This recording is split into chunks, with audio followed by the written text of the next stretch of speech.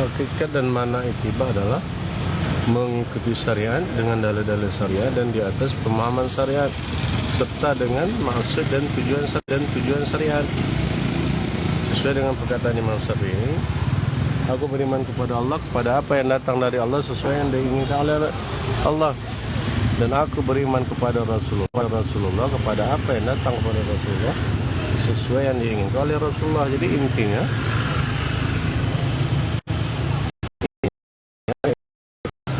aku beriman kepada Allah berarti pertama beriman kepada Allah, yang kedua dari apa yang datang dari Allah, jadi syariat, dari dalil dari syariat Al-Quran, wahyu, dan sesuai dengan yang diinginkan oleh Allah.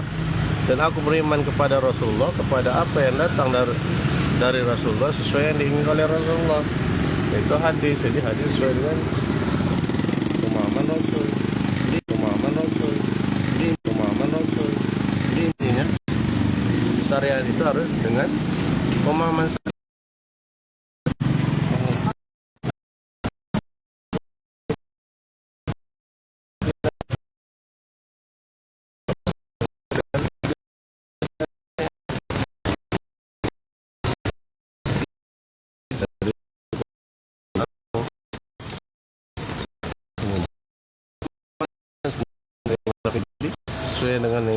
Sesuai yang dengan diinginkan oleh Allah dan sesuai yang diinginkan oleh Rasulullah, tentunya melalui manhaj sahabat, manhaj para sahabat, karena mereka adalah saksi dan sanadnya wahyu. Tanpa wasilah manhaj salah kita tidak akan sampai kepada pemahaman Allah dan pemahaman Rasulullah.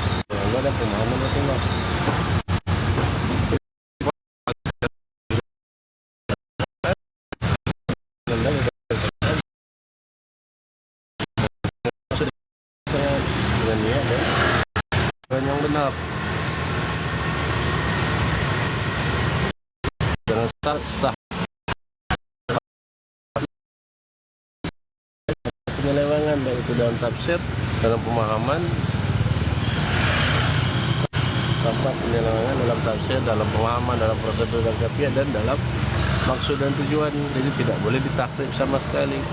Kemudian tanpa ihtisan, yaitu menganggap baik suatu ibadah tanpa dalil, yaitu menganggap baik suatu bid'ah dengan dalil hasanah. Jadi syarat sahih ittiba itu tanpa tahrif dan tanpa istihsan, tanpa ada unsur tahrif sedikit pun dan tanpa ada ihtisan sedikit pun. Ittiba itu memang harus tanpa tahrif, berarti tafsirnya harus mengikuti pahaman Allah dan pemahaman Rasulullah, dan tanpa ihtisan ya berarti kita harus tunduk taslim kepada dalil, tidak boleh berbuat bid'ah. Hakikat dan makna ittiba itu adalah mengikuti syariat dengan dalil-dalil syariat ya, dan di atas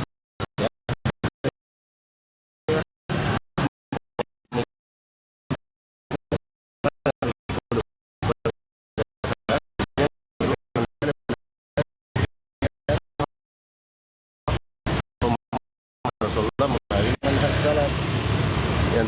Yang terakhir adalah dengan maksud dan tujuan syariat, tentu dengan niat yang benar.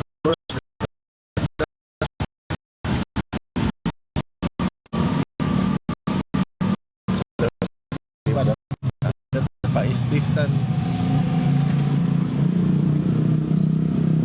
Ini semuanya terangkum dalam dua perkataan Imam Syafi'i. Pertama, Imam Syafi'i mengatakan aku beriman kepada Allah, kepada apa yang datang dari Allah sesuai yang diinginkan oleh Allah, dan aku beriman kepada Rasulullah, kepada apa yang datang kepada Rasulullah sesuai yang diinginkan oleh Rasulullah. Dan perkataan Imam Syafi'i yang satu lagi adalah memponis istihsan man itas. Kenapa kan sekarang barang siapa yang beristihsan maka sungguh ia telah membuat, dan karena istihsan itu membuat syariat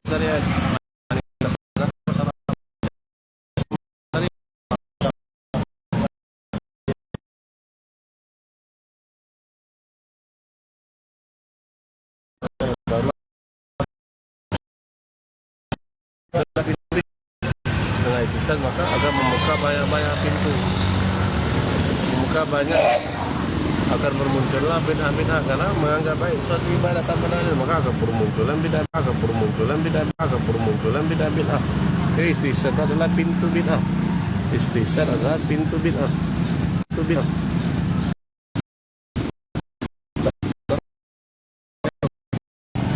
Maka sungguh ia telah membuat syariat.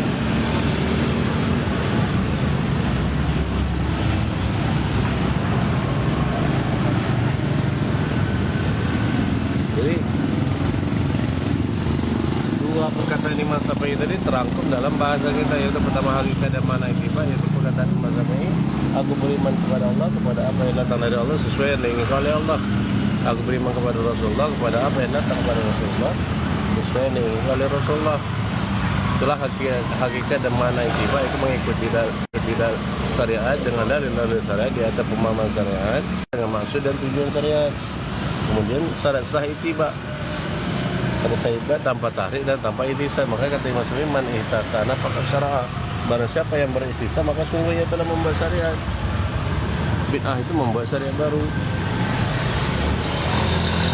Nah, ittiba itu lawannya ibtida'. Ittiba mengikuti, ibtida' itu membuat bid'ah. Jadi hakikat dan makna ittiba adalah mengikuti syariat dengan dalil-dalil syariat di atas pemahaman syariat serta dengan maksud dan tujuan syariat. Jadi ada 4 poin. Pertama adalah mengikuti, yaitu berkeyakinan, berkeimanan, beritikad untuk beritiba dengan syariat. Yang kedua adalah dengan dalil-dalil syariat. Yang ketiga di atas pemahaman syariat. Yang keempat adalah dengan maksud dan tujuan syariat.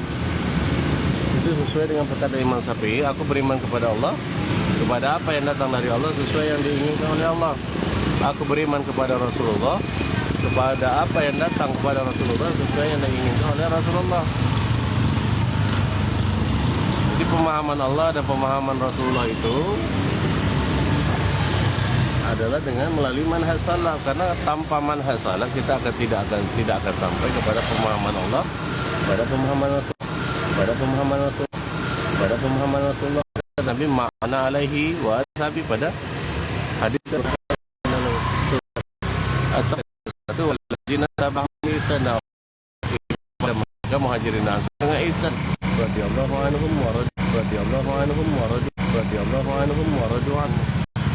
Makanya kita tidak akan sampai pada Rasulullah melalui hasan dan mengetahui tafsir tentang pemahaman Allah, pemahaman Rasulullah. Jadi tanpa melalui mereka kita tidak akan